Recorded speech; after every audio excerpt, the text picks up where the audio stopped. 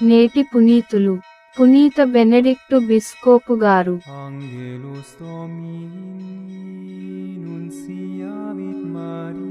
నేడు మీరెన్నుకొనిన రాజును తలంచుకొని ఒకనాడు పెద్దపెట్టున ఏడురు. ఆనాడు ప్రభువు మీ మొర వినిపించుకోడు. శుక్రవారం, జనవరి 12, 2024. మొదటి పట్టణం సామ్యూల్ మొదటి గ్రంథము 8వ అధ్యాయం 4 నుండి 7 మరియు 10 నుండి 22 వచనాలు. ఆ రోజులలో ఇశ్రాయేలు వృద్ధులందరూ ప్రోగై సమూవేలును కలిసికొనుటకు రామాకు వచ్చిరి. అతనితో, అయ్యా, నీవా ప్రాయము చెల్లిన వాడవు, నీ కుమారులందువా, నీ అడుగుజాడలలో నడుచువారు కారు, ఇక మాకు న్యాయము తీర్చువారు లేరు, కనుక అన్యజాతులకు వలె మాకు ఒక రాజును నియమింపుము అని విన్నవించుకొనిరి. న్యాయము తీర్చుటకు రాజును నియమింపమనిన పెద్దల వేడుకోలు సమూవేలునకు నచ్చలేదు, కనుక అతడు ప్రభువును ప్రార్థించెను. యావే అతనితో, ఈ ప్రజల మాట వినుము, వారు నిన్నుగాదు నన్నే నిరాకరించుండిరి. రాజు కావలనని అడుగుచున్న ప్రజలకు సమూవేలు ప్రభువు తనతో పలికిన పలుకులన్నీ తెలియబలికెను. మీరు కోరుకొనిన రాజు ఏ తీరున పరిపాలించునో వినుడు. అతడు మీ కుమారులను తీసుకొని వెళ్లి తన రథములను తోలుటకు, గుర్రములను నడుపుటకు వినియోగించుకొనును. వారతని రథముల ముందు పరుగెత్తు వారుగా చేయును.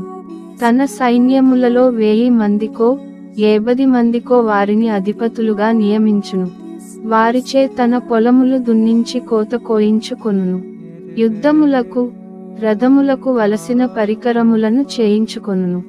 మీ కుమార్తెలను తీసుకొని వెళ్లి అత్తరులు పూయుటకు, వంటలు వండుటకు, రొట్టెలు కాల్చుటకు వాడుకొనును. మీ పొలములలో సారముగల చేలను, మీ ద్రాక్ష తోటలను, ఒలివతోపులను గైకొని తన ఉద్యోగులకు ఇచ్చి వేయును. మీరు పండించిన పంటలో, కాయించిన ద్రాక్ష పండ్లలో 10వ వంతు తీసుకొని తన నౌకరులకిచ్చివేయును. మీ బానిసలను, మీ గాడిదలలో, పశులలో తానెన్నుకొన్నవానిని తీసుకొని సొంత పనులు చేయించుకొనును. మీ మందలలో 10వ పాలు పుచ్చుకొనును. ఇక మీరందరతని బానిసలగుదురు. నేడు మీరెన్నుకొనిన రాజును తలంచుకొని ఒకనాడు పెద్దపెట్టున ఏడురు.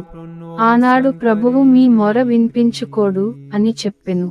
అయినను ప్రజలు సమూవేలు మాట పెడచెవిని పెట్టి మాకు రాజును నియమించి తీరవలెనని పట్టుబట్టిరి.